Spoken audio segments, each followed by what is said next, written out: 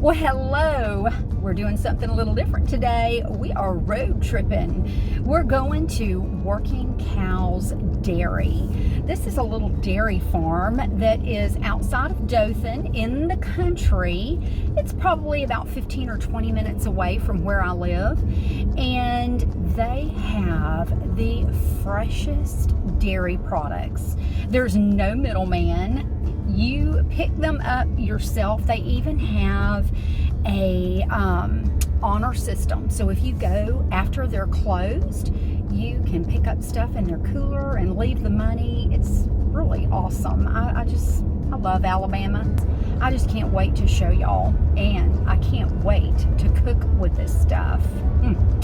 Well, I better stop talking, start driving, and I'll see it when we get there. And here we are. Working Cows Dairy. You ever wonder what the Alabama countryside looks like in the middle of February? Here it is.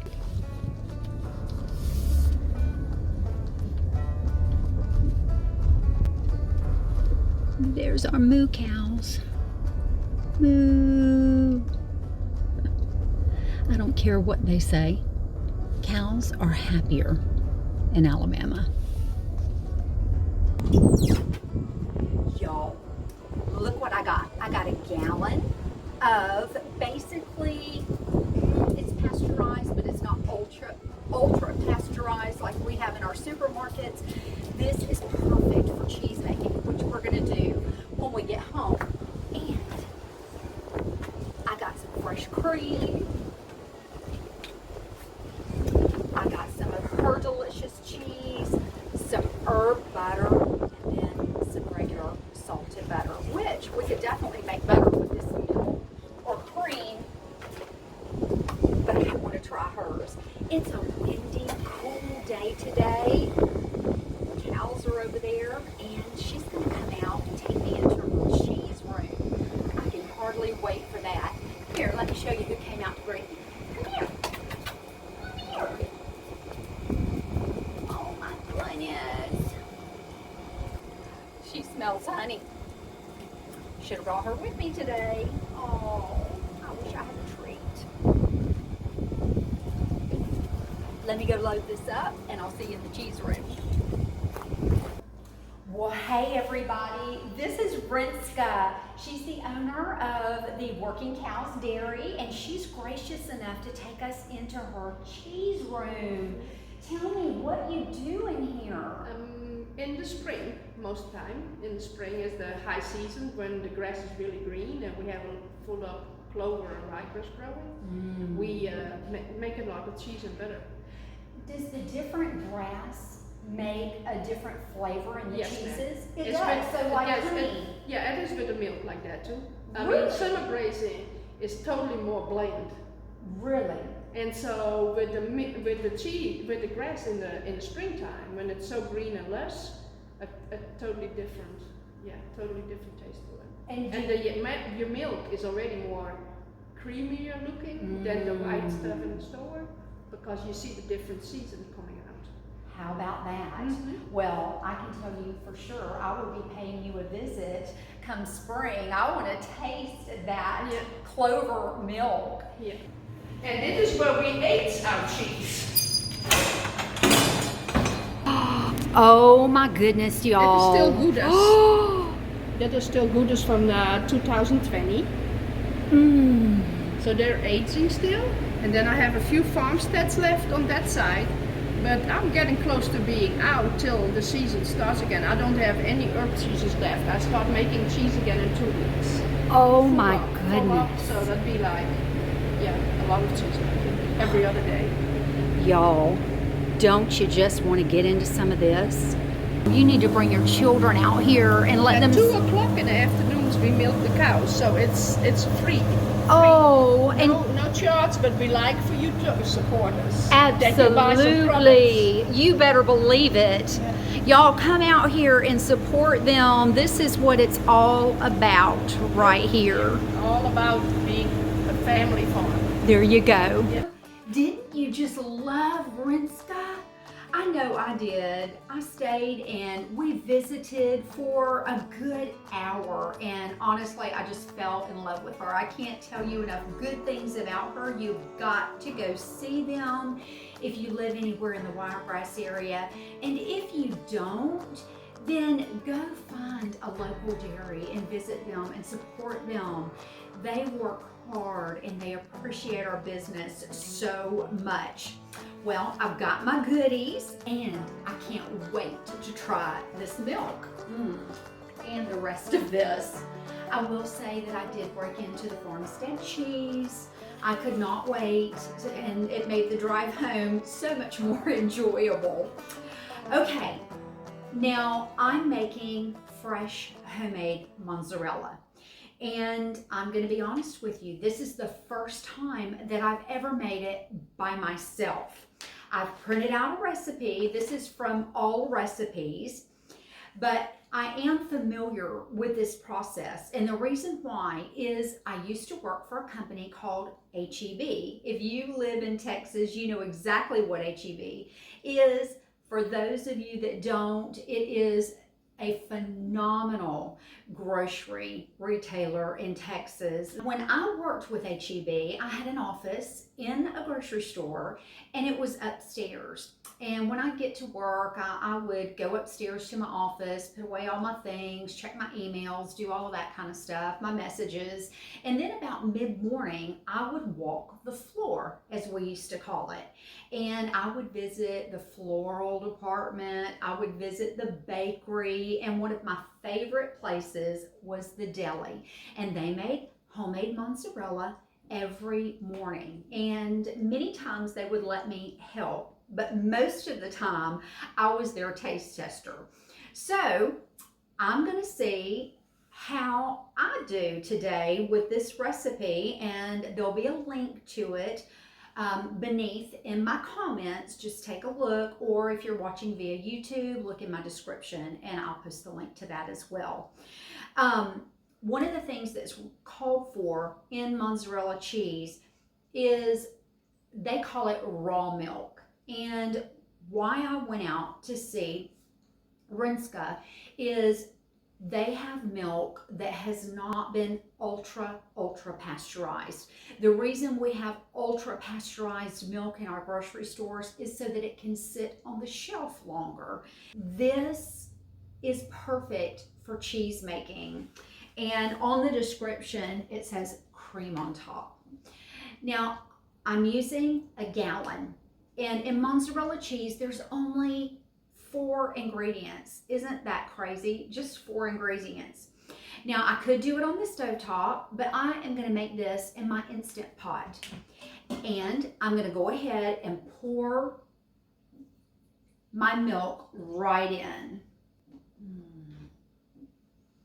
If you go to their dairy, they'll let you taste the milk. Isn't that just great?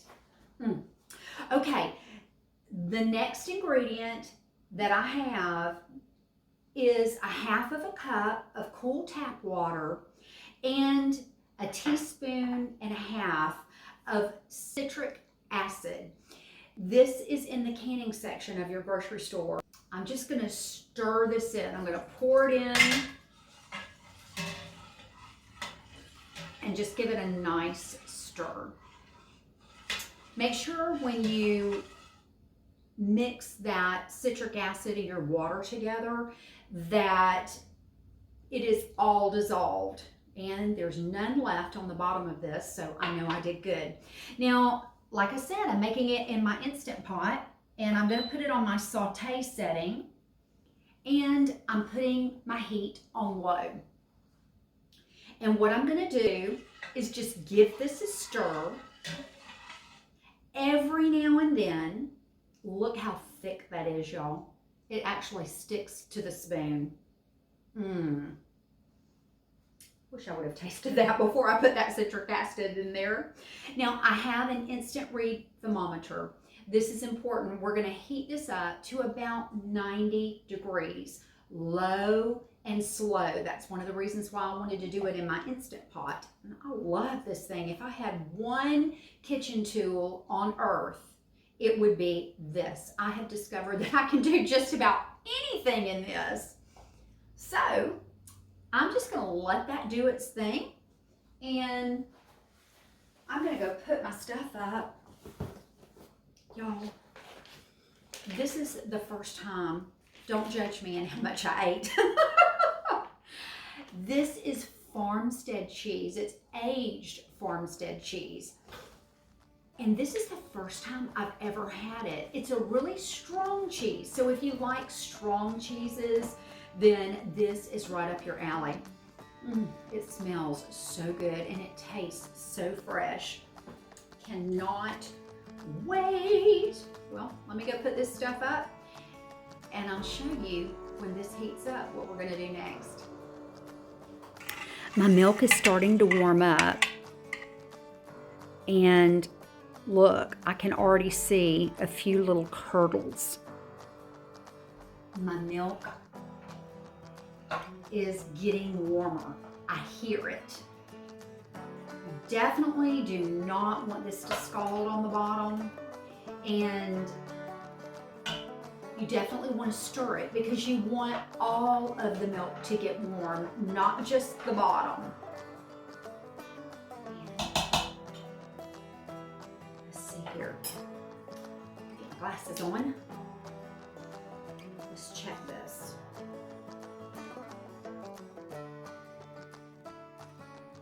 We are good. That is definitely 90 degrees. Now, I'm taking this out. Now the next ingredient for this cheese is rennet. I hope I'm saying that right. Rennet. And this is the one thing that you may have to order. I ordered it online, and the recipe calls for, let me just double check myself, 1/4 teaspoon. Now, that's being added to 1/4 cup of water. Just want to measure that, and that goes right in. I ordered my rennet off of Amazon. You may be able to find it like at a Whole Foods or some kind of organic grocery store or central market in Texas. I'm going to make sure I've got my recipe right. And I'm going to stir this.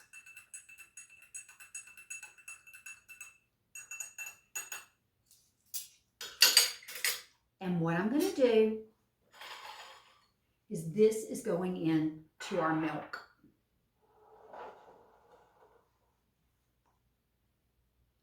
I'm going to start stirring.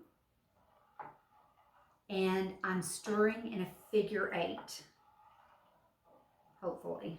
It's kind of like scratching your head and rubbing your belly at the same time. And this basically sets the cheese. It takes all of those curds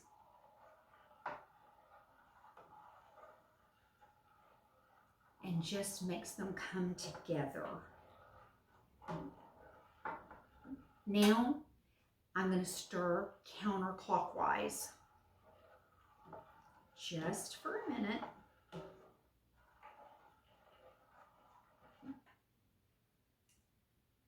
And still the milk. And I've got my lid. And this is going to sit perfectly still, no stirring, no anything, and this is going to take about 10 minutes. I'm going to leave it alone. What is it that they say? A watched pot never boils. I'm going to go keep myself busy for the next few minutes to make sure that I don't keep lifting this lid and want to see if the cheese is forming. So I'll see you back here in a few. Oh my goodness, y'all. I think we have cheese. think so. It looks like it's set up pretty good to me. Okay, now I have a knife. And what I'm about to do is just cut this in a checker pattern. Look at that.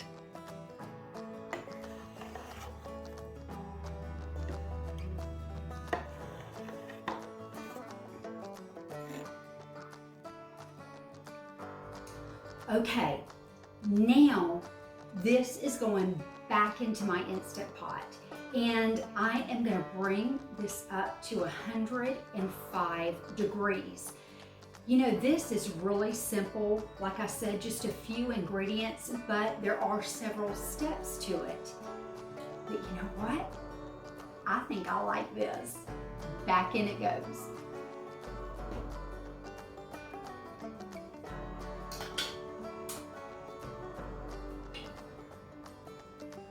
It's ready to go. Now the instructions say to give it just a little bit of a stir.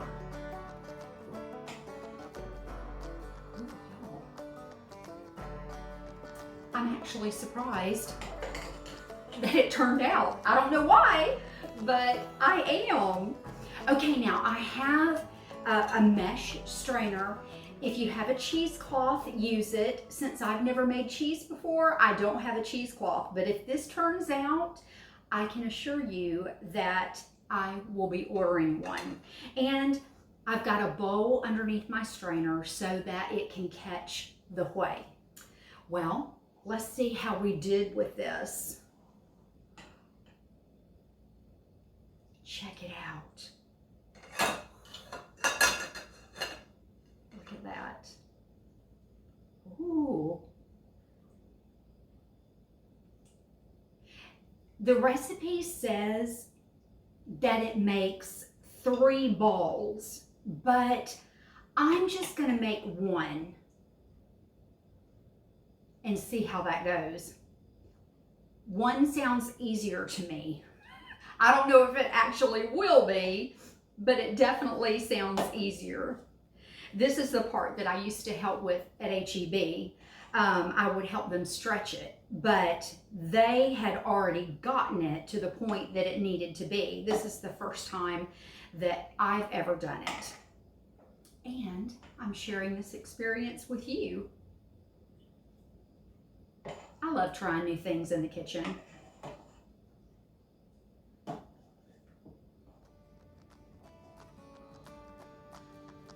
Let's see how it does with this.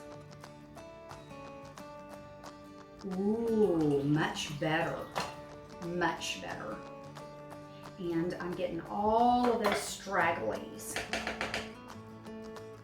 When I was at Working Cows Dairy, Renska told me that the whey from making the cheese is very, very good for you.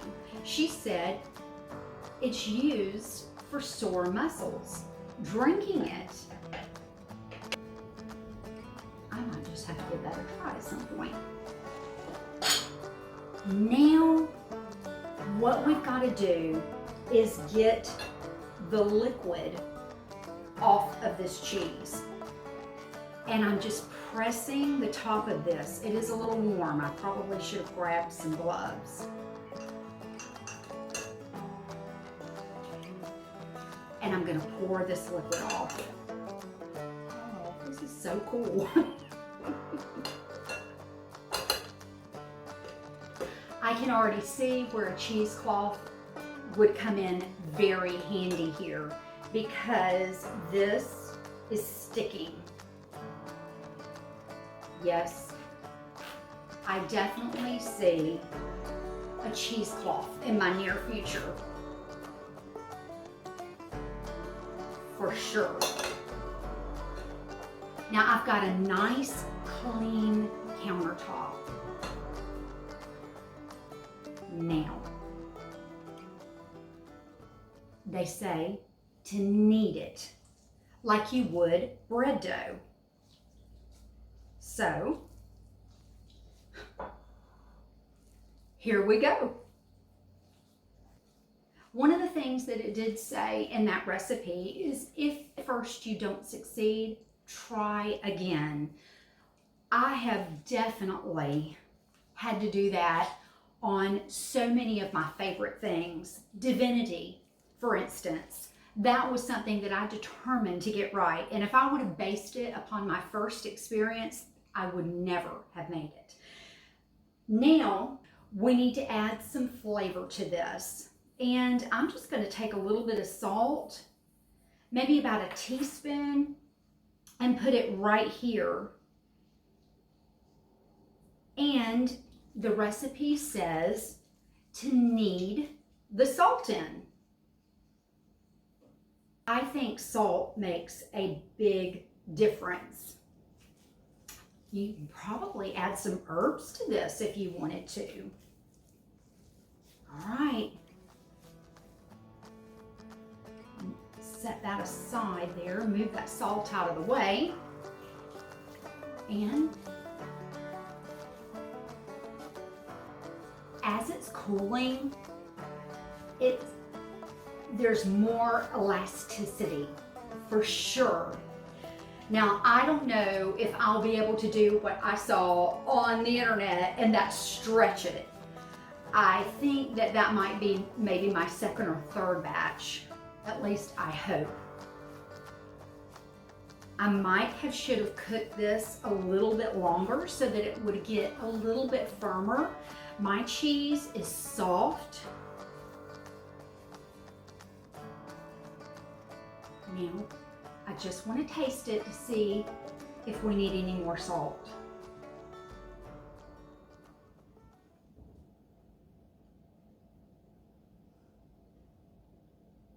Oh my goodness, y'all.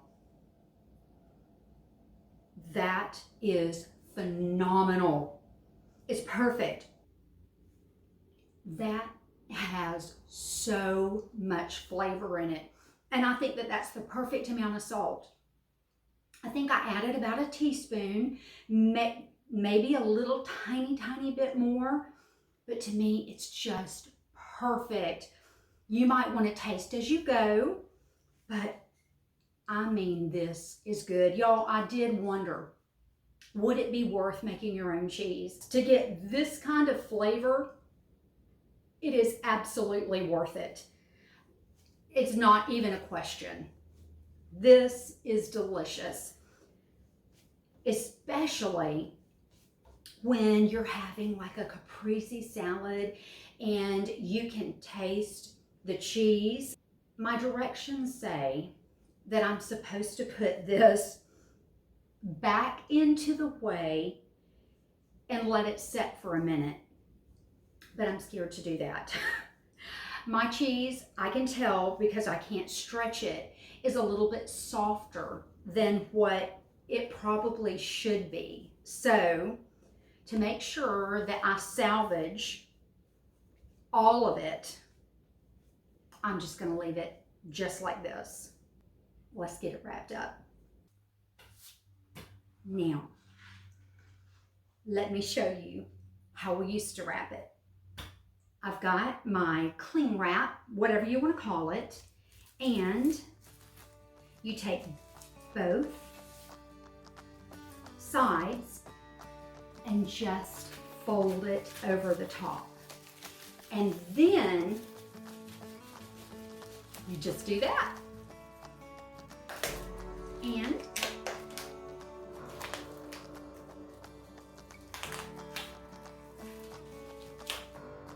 you have your fresh mozzarella cheese.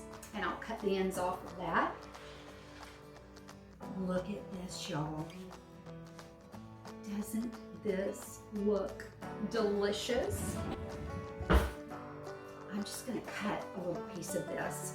It needs to be refrigerated and sit for a little while, but it hasn't yet.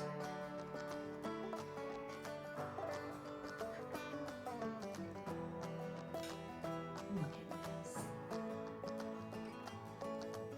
You've got to try this. Actually, I can't wait to do it again.